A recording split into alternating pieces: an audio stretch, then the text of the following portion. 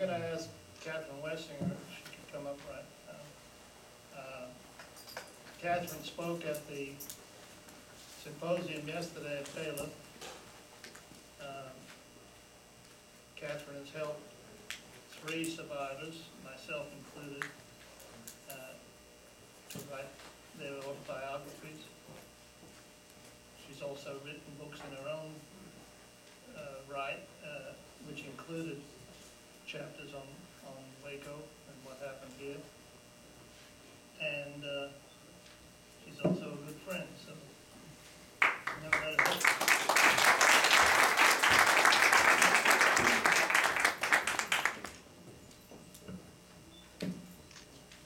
Well, it looks like Dick has walked out of the room for a minute, but I wanted to compliment him on his book and the fact that he was the first person to interview the survivors.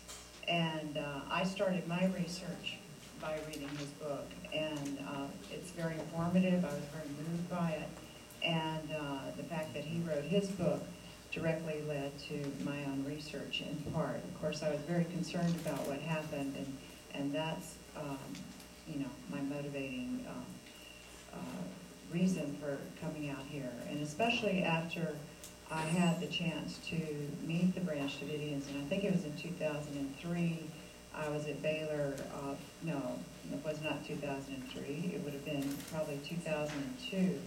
I was at Baylor for a symposium, another symposium, and after which Stuart Wright, my colleague Stuart Wright, had invited a number of the survivors to come in, and that's when I met them. So I think that was maybe 2002.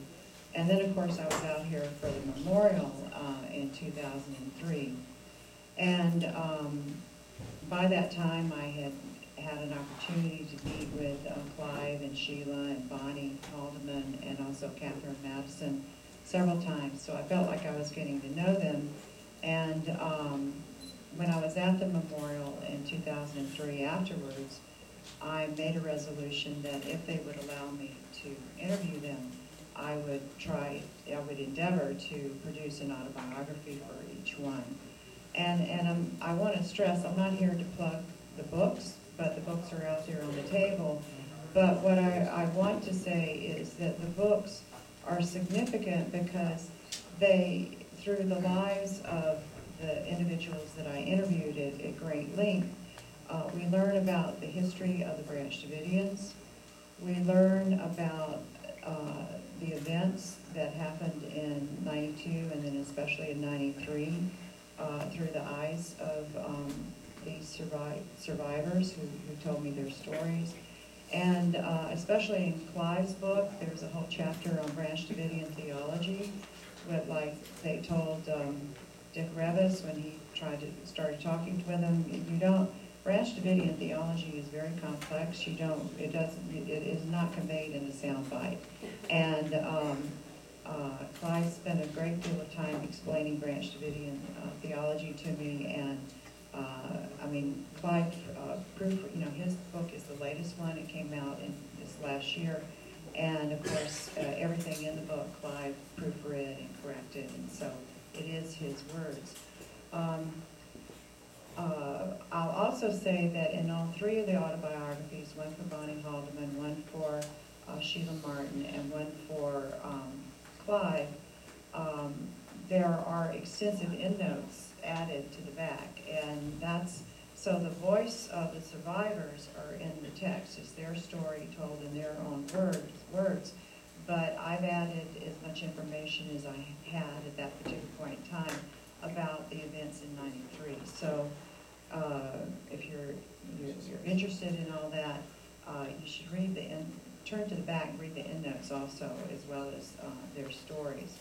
But I think here at this time of the memorial, it's very important to say that all 3 of the autobiographies tell the story of all the people in the community, through the memories of Bonnie and Sheila and Clive.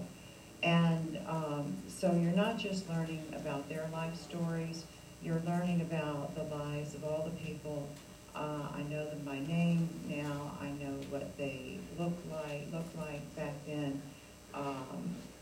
You know, we've heard their voices. Those of us who listen to the audio tapes, we've heard their voices.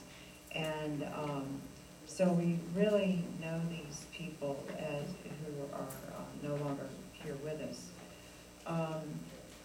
I also, at this time, want to make a plea to scholars in the room. There are more Branch Davidians to be interviewed. A number of them live here in Waco. If anybody wants to know my suggestions about who can be interviewed, I'll be happy to give those.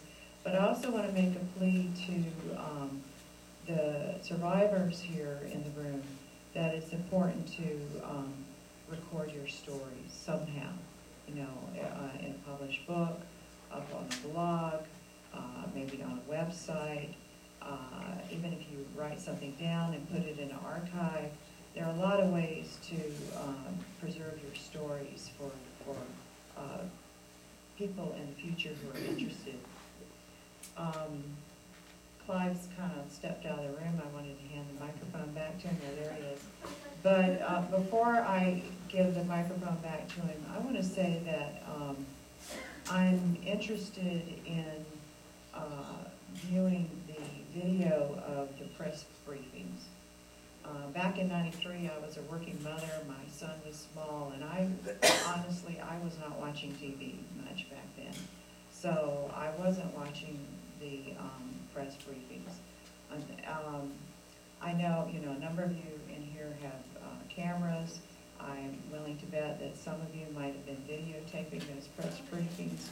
And if you've got some tapes of press briefings that you could share with me, I'd appreciate that. Because I think a study needs to be done of the press briefings, because I certainly believe that Dick is right that about the purposes of those press briefings. So I encourage you to take a look at the autobiographies, and at this point in time, it's important for us to remember all of the people whose stories are told through the autobiographies, and then the rest of the survivors, please find a way to record your stories also. So thank you.